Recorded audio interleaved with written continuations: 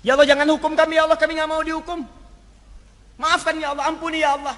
Kami mohon ampunanmu, kami mohon rahmatmu. Bagaimana caranya ya Allah supaya saya jangan dihukum? Saya minta ampun, saya minta rahmat, saya tobat ya Allah. Tolong saya. Maka wa nunazzilu minal Qur'an, kami turunkan ayatnya di Quran. Gabungkan semuanya itu minta dengan kalimat. Maka turunlah Al-Baqarah ayat 286 itu. Rabbana la tu'akhidna in nasina aw akhta. Rabbana wa la tahmil 'alaina isran kama hamaltahu 'ala alladhina min Rabbana wa la tuhammilna ma la taqata lana wa'fu afu waghfir ghafir ghafar ghafur warhamna rahmah anta maulana fansurna 'alal qaumil. Allahu akbar. Turun di keheningan malam Anda minta, ya Allah. Kalau nggak paham ayatnya, bacakan maknanya. Hamba mohon ya Allah, hamba-hamba yang salah tidak luput dari dosa, tapi ampunanmu lebih luas ya Allah dibandingkan dengan murkamu. Mohon ya Allah, ya Rabb, rahmatak. Para ulama itu kalau dalam kesempatan dia memohon, kalimatnya singkat, Allahumma rahmatak, Allahumma rahmatak, Allahumma rahmatak, Allahumma rahmatak, Allahumma rahmatak, Allahumma rahmatak. Minta. Dan dia bayangkan bapaknya, ibunya, dirinya, istrinya, atau istri suaminya, anak-anaknya. Minta. Dan setelah dia salat tahajud menjelang kepada fajar, dia mohon kepada Allah. Itu yang disebut oleh Quran surah ke-51 ayat 18. Kebiasaan istighfar dia. Wabil ashari hum yastaghfirun. Istighfar. Astaghfirullah, astaghfirullah, astaghfirullah. Rabbana zalamna anfusana wa illam taghfir lana wa tarhamna lanakunanna minal khasirin. Allahumma rahmatak ya Rabb. Allahumma rahmatak. Allahumma rahmatak. ربنا لا تؤاخذنا إن نسينا وأخطأنا ربنا ولا تحمل علينا إصرا كما حملته على الذين من قبلنا ربنا ولا تحملنا ما لا طاقة لنا به واعف عنا واغفر لنا وارحمنا أنت مولانا Kau Tuhan kami ya Allah. Kalau Tuhan saja tidak mengampuni kami, lantas kepada siapa lagi yang mesti minta ampun? Kalau yang maha mengampun saja, yang maha pengampun tidak menurunkan ampunannya, lantas kepada siapa lagi kami mesti memohon? Kalau yang maha rahmat saja tidak menurunkan rahmatnya, kepada siapa lagi kami mesti minta ya Rabb? Anda mintakan sujud. Anda minta untuk teman-teman Anda sekitaran. Kalau Anda merasa baik, minta saudara yang lain. Minta yang jauh, tetangga dekat, tetangga jauh, di Palu, di Lombok, seluruh kisaran Nusantara, Indonesia, belahan dunia, mohonkan. Sepanjang ada orang-orang beristighfar, maka itu bisa menahan azab Allah Subhanahu wa taala. Wa ma kana Allahu liyu'adzibahum wa anta fihim. Wa ma kana Allahu yu'adzibahum wa anta fihim. Tapi yang paling menarik, wa ma kana Allahu mu'adzibahum wa hum yastaghfirun. Allah enggak akan mungkin menghadap umatmu ya Muhammad SAW, sepanjang engkau ada bersama mereka. Wa anta fihim. Jadi kalau nabinya masih ada, umatnya enggak akan diadab. Tapi sekarang bagaimana kalau nabinya enggak ada? Wa ma kana Allahu mu'adzibahum. Kenapa kalimat kata kerja itu berubah jadi kata benda, isim fa'il, pelaku? Yang pertama, wa ma kana Allahu liyu'adzibahum, pakai kata kerja. Saya nggak akan mungkin mengadab mereka ya Muhammad sepanjang engkau masih ada dengan mereka. Kata kerja. Kenapa ada menggunakan kata kerja di situ? Karena pekerjaan umat Muhammad SAW dulu ketika nabinya ada, masuk Islam mereka, jarang yang bermaksiat itu jarang. Semuanya taat. Tapi ketika berubah kalimatnya setelah nabinya wafat, menggunakan isim fa'il mu'adzibahum pakai mim. Kenapa berubah pakai mim? Isim fa'il tuh. Isim fa'il itu langsung memberi pelaku. Ingin memberikan gambaran, setelah kamu wafat banyak penyimpangan di umatmu, sudah layak sebetulnya mereka diadab. Sudah layak diazab nih. Cuman kenapa ditahan? Kenapa ditahan? Wahum yastaghfirun. Karena ada sebagian di antara mereka yang banyak istighfar kepada Allah. Itu yang bangun di malam hari. Mungkin antum tuh belum dihukum, bukan karena antum nggak salah. Ada tetangga antum yang malam-malam istighfar, bangun tahajud. Dia mohon ampunan kepada Allah. Dan kenapa Anda tidak menjadi pelakunya? Bangun malam istighfar, minta ampun. Walaupun menjelang fajar cuma 5 menit, 3 menit, duduk aja, nggak usah ketahuan orang lain. Minta. Astagfirullah, astagfirullah, rahmatak. Jadi kalau ampunan sudah diturunkan, keberkahan datang teman-teman. Datang, minimal cinta Allah datang. Innallaha yuhibbut tawwabin, Allah cinta pada orang taubat. Ya, ini lihat sini nih, ini gelas nih. Isinya air. Ini kalau kotor, ditutup nih, nggak bisa masuk apapun. Saya sering contohkan ini. Nggak bisa masuk apapun. Ini hidayah mau masuk susah. Anda mau buka, kalau sudah buka, Anda kosongkan dulu ini. Tutup, buka sekat maksiatnya, buka begini. Keluarkan kotorannya dengan istighfar. Begitu Anda keluarkan, kosong. Kalau kosong diisi apa aja gampang. Maka sholat jadi gampang, baca Quran jadi gampang, sedekah jadi gampang, semua jadi gampang. Kalau sudah gampang, maka sudah. Dekatlah Anda dengan Allah Subhanahu wa ta'ala. Maka ini tawaran yang kedua. Ada ayat-ayat Quran yang jadi bimbingan Anda untuk lebih dekat kepada Allah sekaligus menghapuskan dosa-dosa yang pernah dikerjakan. Ingat, tidak ada manusia yang sempurna. Tidak ada manusia yang tidak pernah salah. Kecuali Rasul, Nabi yang sifatnya maksum. Tapi kita yang bukan Nabi dan Rasul pasti pernah berbuat salah. Tapi rahmat Allah memberikan jaminan untuk menghapuskan semua kesalahan itu. Jadi kalau Anda tidak mengambilnya, bukan Allah yang salah, manusianya yang memang tidak ingin berubah jadi lebih baik. Paham sampai sini? Baik. Jadi itu yang dimaksudkan wa nunazzilu minal qur'ani ma huwa syifaa'un wa rahmatun. Makna rahmat yang pertama, ampunan dari semua dosa. Maka saya ajak yo bangun ya malam-malam. Biasanya suka ada yang nginap di sini tuh. Jumat baru pulang pagi. Nanti saya tugaskan imam barusan untuk mengimami malam ini.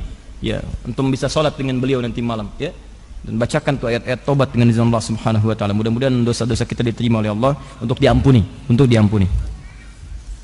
Dua, makna rahmat. Makna rahmat. Rahmat itu bisa jadi juga kasih sayang yang mengantarkan hamba pada sebuah solusi. Kasih sayang Allah yang mengantarkan hamba pada sebuah solusi dari masalah yang sedang ia alami. Masya Allah. Dari masalah yang sedang ia alami. Jadi kalau Allah ingin memberikan solusi, jalan keluar bagi seorang hamba untuk mengatasi persoalan yang sedang ia hadapi, itu sebelum diberikan solusi, rahmat dulu diturunkan. Rahmat. Awas. Dalilnya kita ambil Quran surah ke-2 Al-Baqarah ayat 155 sampai 157. 155 itu ujiannya, contohnya. 156 kesabaran dalam menerimanya, 157 rahmat dan solusinya. Ya. Kita ambil langsung ayatnya, kita bacakan. Paling kiri sebelah atas. Wala nabluwannakum bisyai'. Dan setiap kalian yang hidup pasti kami akan uji dengan berbagai macam ujian kehidupan. Jadi hukum kehidupan mengatakan setiap orang hidup pasti akan bersanding dengan ujian. Ujian ini sifatnya masalah.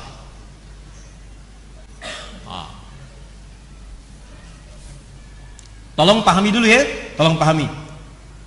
Ujian ini diturunkan oleh Allah bukan ingin menjadikan orang hidup terbelit masalah, bukan.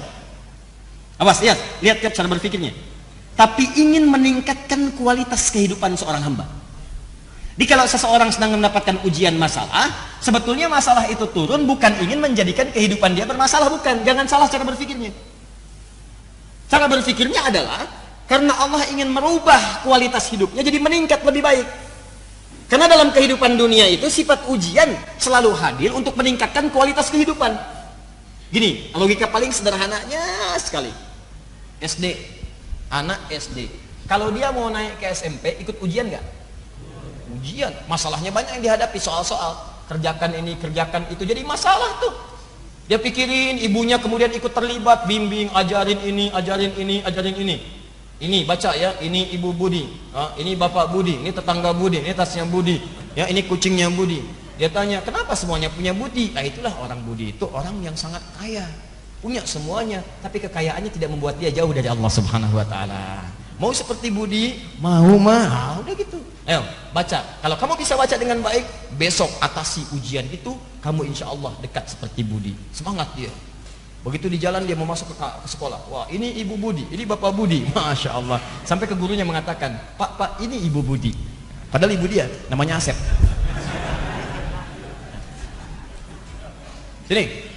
Nah, jadi anak SD itu diuji bukan untuk membuat dia bermasalah, tapi supaya kualitas keilmuannya meningkat, mentalnya naik, bagus. Apa ukurannya? Ujian. Kalau sudah lulus dari situ baru masuk SMP. Sebab kalau tidak diuji, bagaimana ketahuan dia mampu menjalani tingkat kehidupan dari dia di SMP? Tingkat pendidikan dia di SMP, pelajaran dia di SMP, mesti naik dulu statusnya. SMP pengen masuk ke SMA, ikut ujian. SMA pengen masuk kampus, ikut ujian. Dari kampus pengen dapat ijazah, ikut ujian. Nggak ada tiba-tiba ujung-ujung orang dapat ijazah. kualitas ilmunya lebih tinggi dari dosennya, tetap akan ikut ujian, sidang, di sidang sama dosen. Tetap ikut. Kenapa? Karena itu hukum kehidupan. Anda di rumah tangga, Anda di kantor, Anda di kehidupan sosial, pengen hebat, naik status, pengen lebih mulia, pengen lebih kuat, pengen naik status sosialnya, pengen lebih tinggi kedudukan, ikut ujian. Anak SD ada diuji, masa Anda enggak? Kalau Anda enggak siap menghadapi ujian, tanyakan sama anak SD. Bagaimana cara menghadapinya? Kalau Anda tidak siap menghadapi ujian, malu sama anak SD. Anak SD ada diuji, masa ada yang lulus SD nggak mau diuji? Anak SD aja belum berumah tangga, Anda sudah berumah tangga. Yang belum berumah tangga lulus ujian, masa ada yang berumah tangga nggak mau diuji? Ini siapa? Halo? Nah, itu ya. Apakah jomblo diuji? Diuji, sama aja. Ada ujian persaingan, ada ujian macam-macam, kan? Ya, nanti kita bahas lain waktu. Jomblo syariah, jomblo sengketa, jomblo fisabilillah. Ya. Dari sini. Sekarang jadi itu cara mengatasinya ya. Cara memahaminya kalau sedang dapat ujian, berarti ingat. Pertama kali yang harus Anda yakinkan pada jiwa, kalau prinsip Quran ini dipakai, Anda akan nikmat dalam menghadapi ujian. Bahkan ada orang-orang yang gembira ketika diuji. Malah kalau nggak diuji, dia sedih tuh. Kok nggak diuji ya? Kok nggak diuji? Berarti ada yang tidak diinginkan dalam kualitas hidupnya. Bahkan orang-orang tuh ada yang gembira. Wabasyiris sabirin. Orang sabar itu pasti gembira. Berikan kabar gembira pada orang sabar. Siapa orang sabar? Orang yang diuji. Dia ada orang-orang yang ketika datang ujian dia malah gembira. Allah, terima kasih turunkan ujian pada saya bukan pada yang lain. Mau naik status hidup saya. Mau naik. Di pertama kali tanamkan pada jiwa. Kalau Anda sekarang sedang mendapati ujian, berarti kualitas hidup Anda akan meningkat. Nah, Masya Allah. Naik Anda di hadapan Allah Subhanahu Wa Taala. Yang kedua, pahami betul ya, pahami ini. Jadi kalau cara memandang kita seperti ini, kita akan lebih tenang dan lebih siap menghadapi berbagai ujian. Kedua, ingat baik-baik kalimat ini. Ini kalimat Quran. Allah tidak akan pernah menguji seseorang di luar batas kemampuannya. Ujian itu selalu menggunakan di Quran kalimatnya sama dengan pertama sesuai dengan kemampuan. Di ujian itu berbanding lurus dengan kemampuan. Orang yang tidak mampu mengatasi ujian gak akan diuji. Demi Allah saya katakan, ada ujian yang diberikan kepada Anda, bukan pada saya. Itu Allah memandang Anda yang sanggup, saya nggak mampu. Saya mah apa tuh? Ya, Anda yang mampu, makanya nggak dititipkan kepada saya. Jadi Anda nggak usah mengeluh, Anda mestinya bangga. Karena kaidah mengatakan dalam Al-Quran ayatnya jelas, la yukallifullahu nafsan illa. Nggak akan pernah Allah menguji seseorang di luar batas kemampuannya. Jadi kalau Anda merasakan ujian berat sekali, ya Allah, kenapa mesti saya? Why me? Kata Allah, why not? Kenapa tidak? Kamu yang mampu, Adi Hidayat nggak mampu, makanya nggak saya titipkan ujian pada Adi Hidayat. Cuman kamu yang mampu. Di Anda dipercaya oleh Allah, kenapa Anda nggak yakin pada diri sendiri? Makanya ketika ada ujian seperti itu, tanamkan pada diri, alhamdulillah saya yang dipilih. Saya yang dipilih. Tidak orang lain. Pasti ada hikmah bagi saya. Alhamdulillah ya Allah, Engkau percaya pada saya bukan yang lain, karena saya sanggup. Tapi jangan berlebihan. Bikin status. Memang cuma saya yang sanggup, yang lain tidak. Ceklik. Oh. Dah. Nah, jika kalau sudah seperti itu, hatinya enak. Enak, kan? Terakhir, ingat. Terakhir cara menyikapinya. Ini saya belum ke rahmat nih. Di balik segala ujian, selalu ada solusi. Ingat itu. Inna ma'al usri, setiap ada persoalan sesulit apapun akan ada solusi, bahkan yang semudah, lebih mudah daripada senyuman. Yusra, ringan, gampang. Bahasa psikologinya sederhana. Kalau Anda sedang diuji, langsung katakan pada diri Anda, pasti selesai, pasti beres, nggak mungkin nggak selesai. Itu meringankan beban kita, teman. Begitu Anda sedang punya masalah, katakan pada diri Anda, pasti beres, pasti ada solusinya. Gak mungkin Allah sayang saya, kualitas saya meningkat, pasti selesai, pasti selesai. Kamu bisa di Hidayat, kamu bisa, kamu bisa. Katakan pada diri Anda. Ini sebetulnya kalimat-kalimat Quran, cuma itu maknanya diadopsi, diterapkan di tempat-tempat lain. Bahkan yang gak beriman pun mengambil kalimat itu. Silahkan cek, mereka katakan kamu bisa, saingi dia, kamu bisa. Dalam olahraga, kita bisa, kamu bisa, ini itu, dan sebagainya. Orang Jepang tuh banyak mengatakan itu. Dalam permainan pun dia katakan itu. Itu ada benteng Takeshi itu. Wah, mau berlomba menaklukkan Takeshi. Wah, bikin ini benteng Takeshi. Kau bisa. Wah, Ustaz hafal. Pernah sekali lah lihat saya itu. Dia selalu menyesuaikan, ada solusi. Dulu kan banyak, nggak seperti sekarang tayangan-tayangan. Saya nggak tahu, kalau dulu cuma sekilas lihat ya. Ada Satya Baja Hitam, ya, Kota Rominami. Tuh, kan itu RX Bio, RX Robo kan begitu kan? RX Bio yang warna biru, RX Robo warna merah kan? Dan selalu menyesuaikan musuhnya, solusinya ada. Kalau robot jadi robo. Ya, pedang matahari, tendangan maut. Ya, ada semua tuh. Hafal saya. Melewat segitu. Ya, Son Goku, Son Gohan, Kamehameha, itu lawannya Piccolo, macam-macam. Disesuaikan. Rambut berubah jadi emas, macam-macam. Dulu ada Senseiya gitu kan. Nah, kemudian ada yoga, ya, debu-debu intan, ada Pegasus, ada Andromeda temannya pakai rantai, dari Rika, dari Yu, macam ada semua lah. Itu. Saya nggak nonton yang begituan, cuma lewat tuh ada, saya lihat tuh, sesuai juga ya. Kalau dunia fiksi aja ada, kenapa di Al-Quran tidak ada? Iya. Halo? Nah, itulah dia. Pegasus dulu yang nolongin Athena. Athena itu siapa? Athena itu anaknya Zeus. Zeus menikah dengan Metis. Metis itu dia waktu mengandung ada apa namanya? Ada ramalan bahwa anak keduanya laki-laki akan menghancurkan kerajaannya Zeus seperti Zeus menghancurkan Kronos bapaknya. Kronos tuh, ya. Maka dia ketakutan, dia telanlah Metis saat dia mengandung. Begitu dia telan, keluarlah kemudian Athena. Athena keluar menggunakan topeng perang. Begitu dibuka saya Athena. Maka dia kemudian muncul jadi dewi yang sangat mahir dalam peperangan. Saya itu melawan musuh-musuhnya, ada Ares, ada macam-macam. Kemudian dia berteman dengan Poseidon, dengan anaknya dan seterusnya. Kemudian dapat ada semuanya lah itu. Ya, itu cuma fiksi. Tapi ada. Kenapa kita yang diberikan hal yang nyata nggak dipraktekkan? Itu poinnya. Ya, balik lagi ke sini. Ya, jadi kalau Anda sedang diuji, saya bisa. Terima dulu. Jenis ujiannya macam-macam. Minal khauf, khawatir, takut. Mulai merasa khawatir, besok bagaimana, pulang dari sini seperti apa, ada nggak kendaraan, ya kan?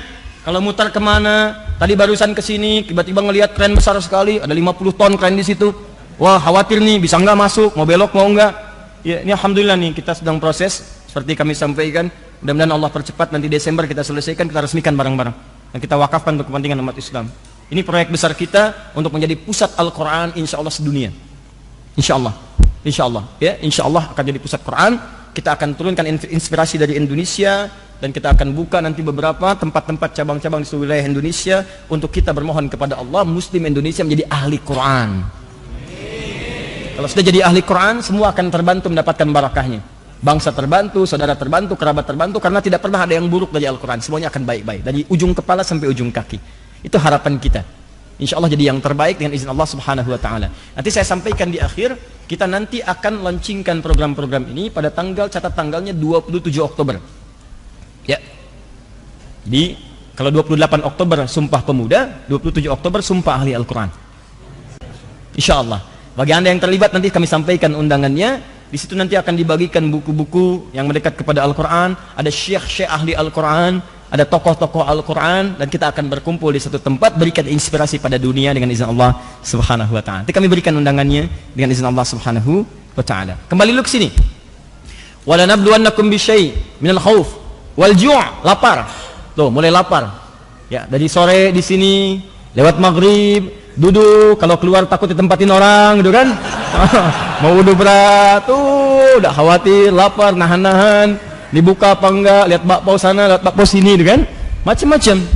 Wa naqsi minal amwal, uang berkurang, sudah datang, uang enggak ada, pengen makan, lapar gitu kan. Macam-macam. Wal anfus, sakit sampai ada yang meninggal. Wa basyiris sabirin. Lihat cara baca ayatnya, cara membacanya. Wa basyiris sabirin. Muhammad SAW berikan kabar gembira pada orang sabar. Ada orang yang mendapatkan ujian ini malah gembira. Gembira. Siapa dia? Orang sabar. Bagaimana cara sabar? Alladzina idza asabathum musibah qalu inna lillahi wa inna ilaihi rajiun. Mereka itu adalah orang-orang yang punya prinsip saat diuji dengan berbagai ujian tadi. Datang ujian dia punya prinsip.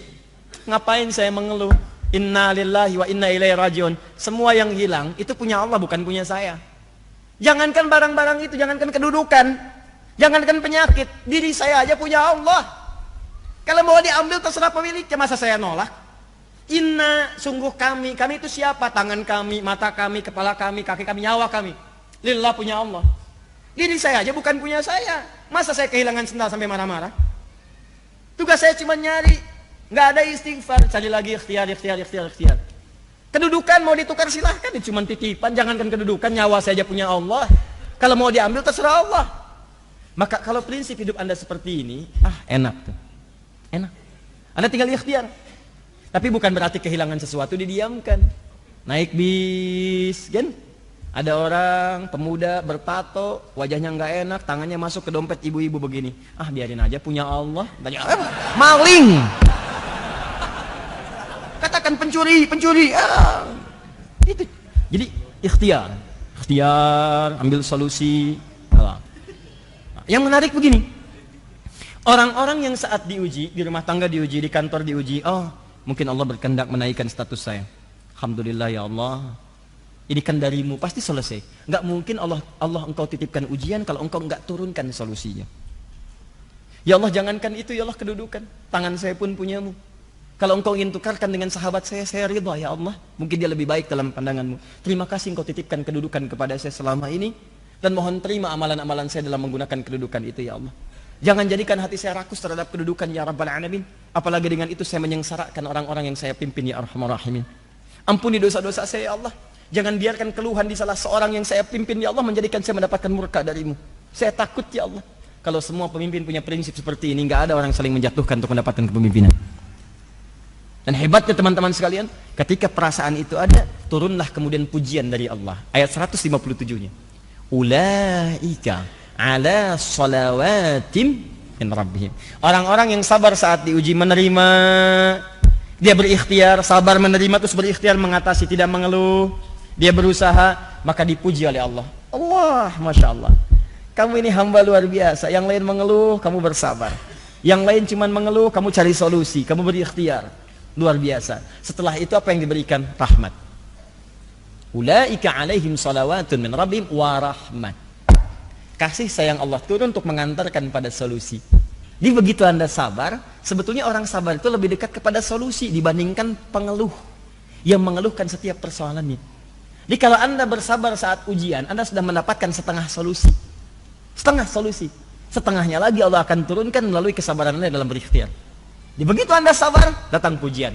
Turun rahmat. Begitu turun rahmat, lihat ujung ayatnya. Wa ulaika humul muhtadun. Dan mereka itulah orang yang akan diberikan solusi, petunjuk untuk mengatasi persoalannya. Tuh. Sederhana sebetulnya. Ya, cuman teorinya nggak mudah dipraktekkan, tidak mudah. Ya, kadang-kadang persoalan di rumah tangga selesai dengan senyuman. Tapi untuk senyum aja nggak mudah. Ya, nggak mudah kadang-kadang. Nah, itu butuh kesabaran. Datang persoalan di kantor yang dimarahin anak-anak. Dia udah gambar mau tunjukin kepada Anda karya dia itu selama 8 jam dia tungguin. Begitu Anda datang dia sambut di depan pintu. Papa, diam kamu. Hah? Kenapa Pak? Kamu lagi ikut-ikutan. Oh, yang salah siapa? Terus pintu dibanting. Tidak. Salah pintu apa? Kalau pintu bisa bicara, bukan bulan aja yang diharapkan bisa ngomong, kan? Pintu bisa-bisa dia akan berkata, salah siapa sampai dibanting begini? Salah kamu mau dibanting? Oh, nggak bisa juga begitu. Balik. Nah, kalau Masya Allah, kadang-kadang ibu juga menyambut begitu, Bu, cari lawannya Bu ya, Pak cari lawannya. Ingat, saya kasih solusi ya, sederhana. Kalau ada sesuatu hal yang tidak menyenangkan, cari lawan positifnya. Itu insya Allah cepat selesai. Cemberut lawannya apa? Senyum. Jadi kalau ada orang cemberut, antum senyum, gak usah marah. Isi cemberut misalnya kan, dicemberutkan datang. Assalamualaikum. Kayaknya kenal. Ah, papa. Kenapa? Ah, udah cerita beres. Dia dicemberut. Antum lagi marah. Kenapa kamu? Emang kenapa? Oh, sudah. Udahlah. Tapi memang teorinya mudah, prakteknya itu tidak semudah yang dikatakan. Ustadz juga sama aja. Sama.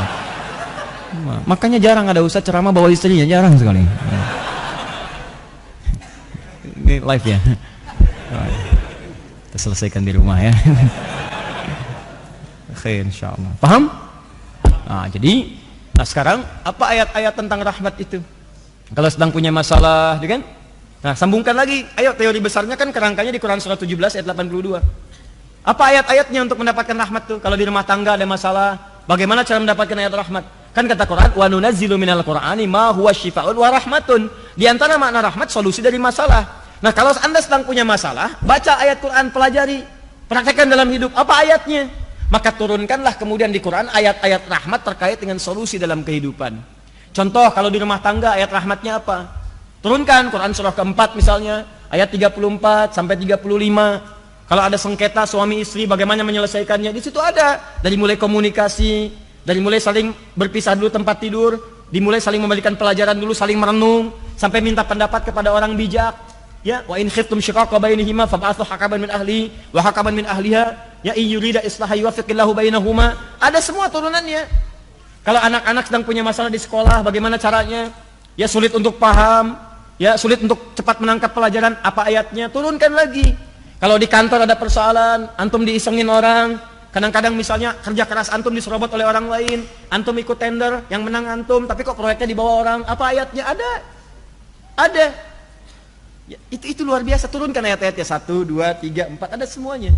Jadi kalau anda turunkan itu, baca. Habis sholat berdoa. Kan habis sholat itu zikir kan?